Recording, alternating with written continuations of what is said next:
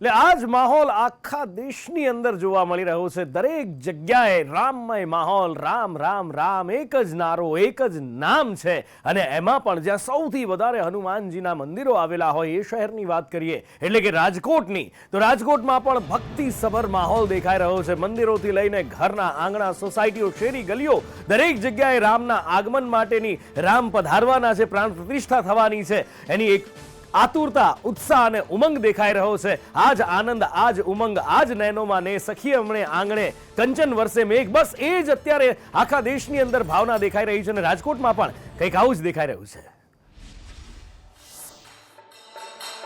જી બિલકુલ, અયોધ્યાની સાથે રાજકોટની અંદર પણ રામ ભક્તિનો રંગ રંગાઈ ગયેલો છે। અત્યારે અમે સંદેશ ન્યૂઝની ટીમ પહોંચી છે રાજકોટના કાલાવર રોડથી પ્રેમ ભિક્ષુજી મંદિર ખાતે કે છેલ્લા 40 વર્ષથી અહીંયા રામધૂન ચાલી રહી છે। 14,520 દિવસથી સતત રામ નામનો જપ થઈ રહ્યો છે। 365 દિવસ 24 કલાક અહીંયા રામધૂન ચાલી રહી છે અને સૌ કોઈ રામ ભક્તો છે પોતાના સમય અહીંયા આવીને ભગવાન શ્રી રામની ધૂનની અંદર મગ્ન થઈ જાય છે। અહીંયા ઉત્સવનો માહોલ છે, સૌ કોઈ આયોજકો છે એ રામમય બની રહ્યા છે, કારણ કે આવતીકાલે અયોધ્યાની અંદર ભગવાન શ્રી રામ પોતાના નિજ મંદિરની અંદર પધારી રહ્યા છે। તમારું નામ શું છે અને શું આયોજન છે આવતીકાલ ને આજે? રાજુભાઈ દાવડા સંકીર્તન મંદિર આવતીકાલે 22 તારીખે જ્યારે અયોધ્યામાં પૂર્ણ પ્રાણ પ્રતિષ્ઠા મહોત્સવ થઈ રહ્યો છે એને અનુલક્ષીને રાજકોટ પ્રેમ ભિક્ષુજી મહારાજ પ્રેરિત અખંડ હરિનામ સંકીર્તન મંદિર, પ્રેમ ભિક્ષુજી માર્ગ, કાલાવડ રોડ, જ્યાં સવારે 5:30 વાગ્યાથી પ્રભાત ફેરી, જે પ્રભાત ફેરી સંકીર્તન મંદિરથી શરૂ થશે, ત્યાંથી કેકે હોલ, સીજી ગલી અને અનંતાનગરમાં અનિલભાઈ ભાણીને ત્યાં એની પૂર્ણાવતિ થશે।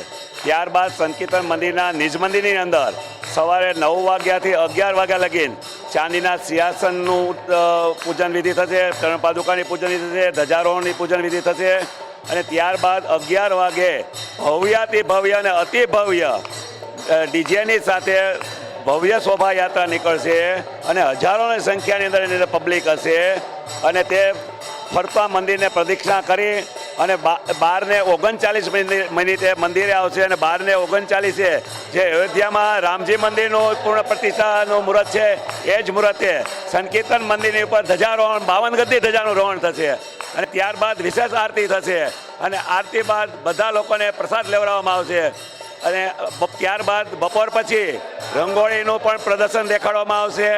સાંજે અતિ વિશેષ આરતી થશે અને રાત્રે 9 થી 12 સંકીર્તન મંદિરના પ્રેમ પરિવારના બધા ભાઈઓ દ્વારા વિશેષ સંકીર્તન કરવામાં આવશે। આવી રીતના 22 તારીખનો આખો દિવસનો કાર્યક્રમ છે, તો એમાં રાજકોટની પ્રેમ પરિવારનું નિમંત્રણ છે કે દરેક બહોળી સંખ્યામાં જોડાય અને વિશેષમાં વિશેષ લોકો આ રામધૂનનો લાભ લે એવું રાજકોટ પ્રેમ પરિવાર વતી હું આમંત્રણ આપું છું। જય સિયારામ। તમે શું કહેશો? અહીંયા 24 કલાક રામધૂન થઈ રહી છે અને આવતીકાલે ભગવાન શ્રી રામ અયોધ્યા મંદિરની અંદર બિરાજી રહ્યા છે, કેવો માહોલ છે? અહીંયા આગળ એવો માહોલ છે કે જે કોઈ અહીંયા આગળ આવે છે એનું કલ્યાણ થાય છે, એના હૃદયની અંદર શાંતિ થાય છે। 40 વર્ષથી અખંડ ધૂન હાલે છે, એની ઉર્જા એવી છે, અત્યારે વાઇબ્રેશન એવું છે કે જે પણ આની અંદર પગ મૂકે ને એ બધાયનું કલ્યાણ થાય છે। એટલે અત્યારે કળિયુગમાં કેવલ રામ નામ સિવાય કોઈ આધાર જ નથી, કોઈ વસ્તુ ચોખ્ખી નથી, એક જ ચોખ્ખું છે, શ્રી રામ જય રામ જય જય રામ। બિલકુલ, શ્રી રામ જય રામ જય જય રામની ધૂન તમે પણ બોલી રહ્યા છો, અહીંયા સૌ કોઈ ગાઈ રહ્યા છે ભગવાન શ્રી રામનું નામ। સૌ 40 વર્ષથી બધા ધૂન કરી રહ્યા છે, જેનો અમને બહુ મોટો ફાયદો થાય છે આપણા જીવનમાં, જે વિજય મંત્ર તરીકે ઓળખવામાં આવે છે। બિલકુલ, તો રામ નામની ધૂન છે તે અહીંયા ગાવામાં આવી રહી છે। અહીંયા તમામ લોકો છે તે રામમય બની ગયા છે। શું કહેશો તમે, તમારા જીવનમાં રામનું કેટલું મહત્વ? રામ એટલે આપણા ઈષ્ટ દેવતા, પહેલાં તો સૌપ્રથમ કહીએ તો આપણા સનાતન હિન્દુ ધર્મના ઈષ્ટ દેવતા, જે 500 વર્ષ પહેલાં જે આપણા અયોધ્યા ધામની રાહ જોઈ રહ્યા હતા એ આ શુભ ઘડી આવી રહી છે।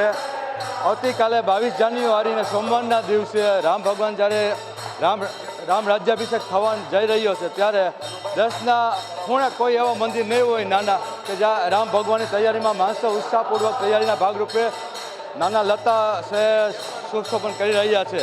તો એ પ્રભુ શ્રી રામની જ કૃપા છે અને આપણે રાજકોટ સંકીર્તન મંદિરે અમારા ફૂલ જોશમાં ખૂબ તૈયારી ચાલુ રહી છે।